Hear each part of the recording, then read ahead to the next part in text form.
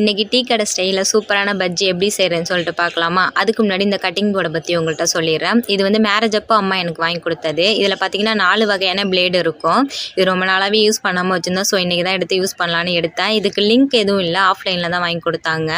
இது பஜ்ஜி போடுறதுக்கு நம்ம ஏதாச்சும் ஃப்ரை பண்ணணும், உருளைக்கிழங்குலாம் சொன்னால் இதில் நல்லா ஸ்லைஸாக கட் பண்ணிக்கலாம். இந்த பிளேடு ரொம்பவே யூஸ்ஃபுல்லாக இருக்கும்.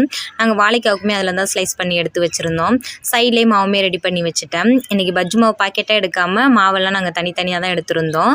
ஒரு கப் அளவுக்கு கடல மாவு, ஒரு 2 ஸ்பூன் அளவுக்கு அரிசி மாவு, தேவைக்கேற்ப காரத்தூள், சால்ட்டு இதெல்லாம் போட்டு நல்லா மிக்ஸ் பண்ணி வச்சுருக்கோம். கொஞ்சமாக ஃபுட் கலர், அதுக்கப்புறம் ஒரு பிஞ்ச் அளவுக்கு சோடாப்புமே ஆட் பண்ணிக்கிட்டோம். இதெல்லாம் மாவெல்லாம் நல்லா மிக்ஸ் பண்ணி ஒரு 10 நிமிஷம் வந்து நான் மாவு ஊற வச்சுருந்தாங்க. அதுக்கப்புறம் நல்லா சூடான எண்ணெயில் போட்டு பொரித்து எடுக்கும்போது பஜ்ஜி பார்த்திங்கன்னா நல்லா கடையில் வாங்குகிற பஜ்ஜி மாதிரி நல்லா உப்பி சூப்பராக இருந்துச்சு. டேஸ்ட்டுமே பண்ணி பார்த்தேன், ரொம்பவே சூப்பராக இருந்துச்சு. ட்ரை பண்ணி பாருங்கள். வீடியோ பிடிச்சிருந்தால் லைக் பண்ணி சப்ஸ்கிரைப் பண்ணுங்கள்.